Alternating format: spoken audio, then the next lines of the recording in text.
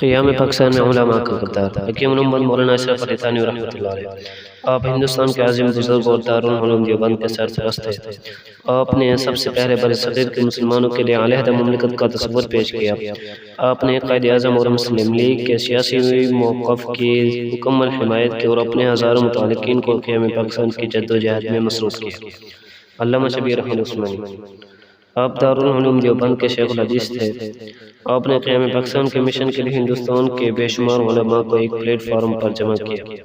علماء کی اس تائید نے مسلم لیگ میں انقلابی روح پھونک دی اور قیام پاکستان کے تصور نے عملی شکل کا روپ اختیار کیا۔ علامہ ظفر احمد عثمانی رحمۃ اللہ علیہ، آپ اشرف علی تھانوی رحمۃ اللہ علیہ کے بھانجے اور خانقاہ تھانہ بھون کے مفتی اور مصنف تھے۔ آپ نے ہندوستان عرض کا دورہ کر کے پاکستان کے لیے رائے عامہ کو ہموار کیا۔ مشرقی بنگلہ دیش ریفرنڈم کی کامیابی کا سہرا آپ ہی کے ساتھ سجتا ہے۔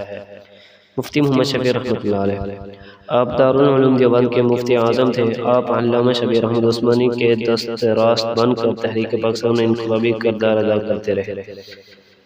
سرحد ریفرنڈم کی کامیابی میں آپ کے دوروں اور انتھک محنتوں کا نمایاں حصہ ہے۔ مفتی محمد حسن عمر تصری رحمۃ اللہ علیہ، آپ مولانا اشرف علی تھانوی رحمۃ اللہ علیہ کے خاص الخاص خلیفہ تھے۔ آپ نے امرتسر اور قرب و جوار کے علاقوں میں مسلم لیگ کو بھاری اکثریت سے کامیاب کرانے میں اہم کردار ادا کیا۔ آپ کے تمام خلفاء اور متعلقین تحریک پاکستان کا حصہ بنے رہے۔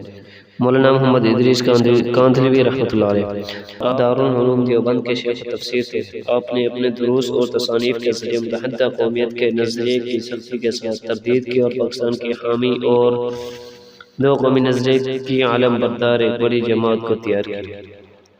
مولانا شمس الحق افغانی رحمۃ اللہ علیہ، آپ بھی دارالعلوم دیوبند کے شیخ تفسیر تھے۔ تحریر و تقریر کے ذریعے پاکستان کے قیام کے لیے پوری طرح کوشاں رہے۔